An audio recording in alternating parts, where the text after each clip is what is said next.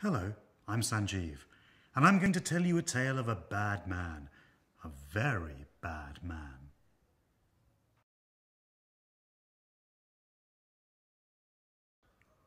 Mr. Gum was a fierce old man with a red beard and two bloodshot eyes that stared out at you like an octopus curled up in a bad cave.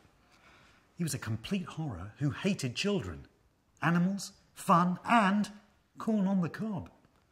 What he liked was snoozing in bed all day, being lonely, and scowling at things. He slept and scowled and picked his nose and ate it.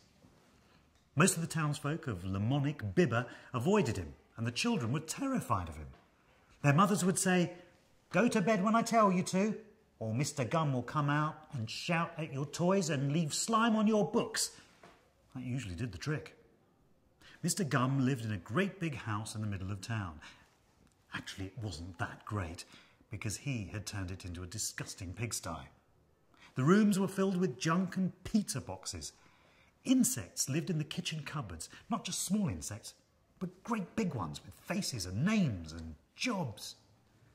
There was broken glass in the windows, and the ancient carpet was the colour of unhappiness and smelt like a toilet. Anyway, I could be here all day going on about Mr. Gum's house, but I think you've got the idea. Mr. Gum was an absolute laser who couldn't be bothered with niceness and tidying and brushing his teeth, or anyone else's teeth for that matter. But he was always extremely careful to keep his garden tidy. In fact, Mr. Gum kept his garden so tidy that it was the prettiest, greeniest, floweriest, gardeniest garden in the whole of Lamonic Bibber. Mr. Gum had to keep the garden tidy, because otherwise an angry fairy would appear in his bathtub and start whacking him with a frying pan. Mr. Gum hated the fairy, but he couldn't work out how to get rid of it. So his only choice was to do the gardening, or it was pan wax. One day, a massive whopper of a dog came to live on the outskirts of town. Where did he come from? Nobody knows. What strange things had he seen? Nobody knows. What was his name? Everybody knows. It was Jake the dog. He was a furry wobbler and friendly as toast, and he loved nothing more than playing in gardens. All summer long, Jake played, and everything was fine until the fateful day he discovered a garden he'd never played in before. It was the prettiest, greeniest, floweriest, gardeniest garden in the whole of Lamonic Bibber.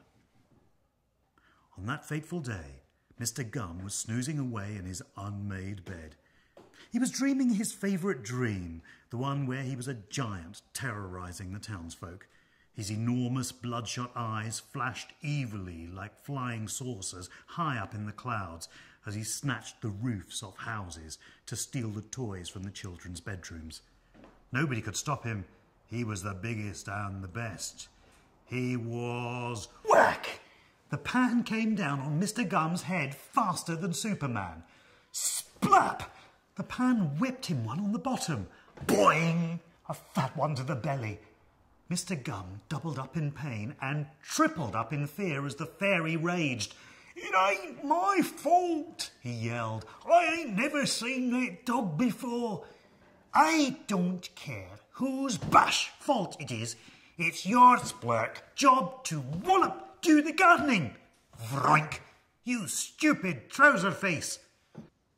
Mr. Gum flung himself down on the lawn and lay there whimpering, his eyes shut tight in unbraveness. Jake, on the other hand, was having a brilliant time. But just then a cloud shaped a bit like a bone drifted by. With a hungry bark, Jake ran off to chase it. Mr. Gum watched as the dog bounced over the fence and disappeared off to who knows where. The moles raced back to their molehills at the speed of moles. As suddenly as it had begun, the terror was over.